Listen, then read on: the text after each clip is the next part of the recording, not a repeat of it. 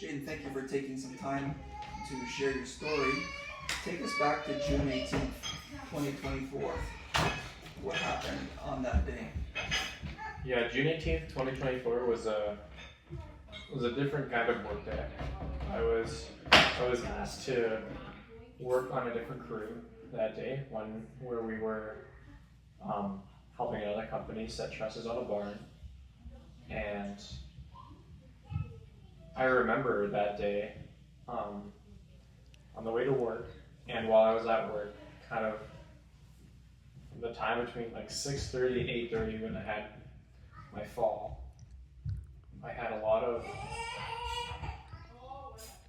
almost like kind of like daydreaming, or imagining scenarios of me falling throughout the day, and I was very prideful.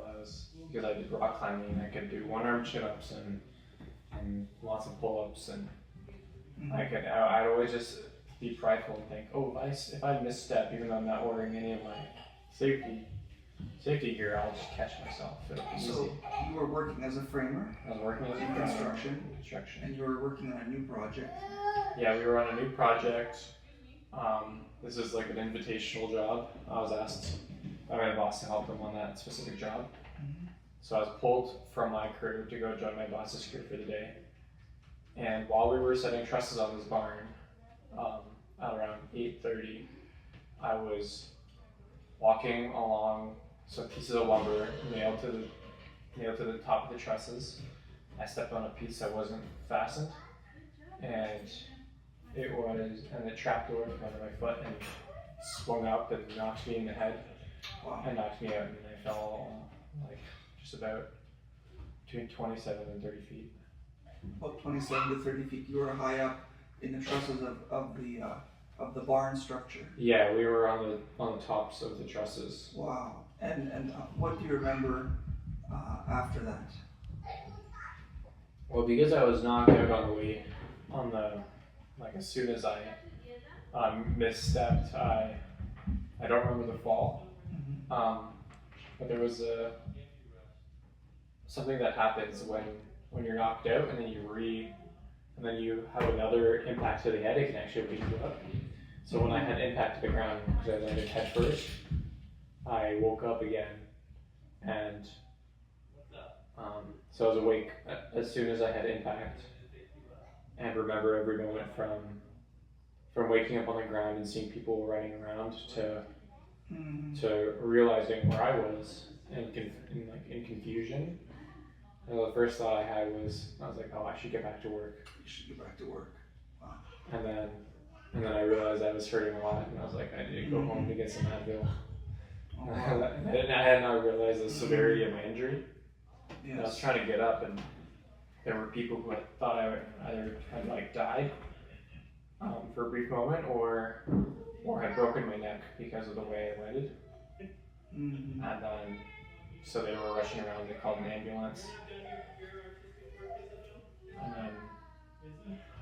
And then when the ambulance arrived, I remember them pulling me into a stretcher, putting on a neck brace, and then carrying me to the back of the ambulance. And then they ran a couple of tests on me, and they decided it was too high risk of a scenario to drive me in the ambulance because of the high odds that my neck was broken.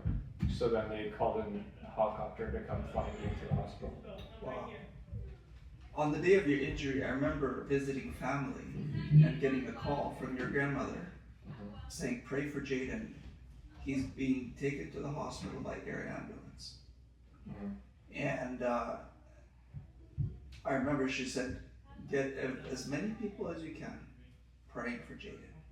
I remember that very clearly. I was having a cup of tea on the porch in the morning, and when we got the call, we started praying right away.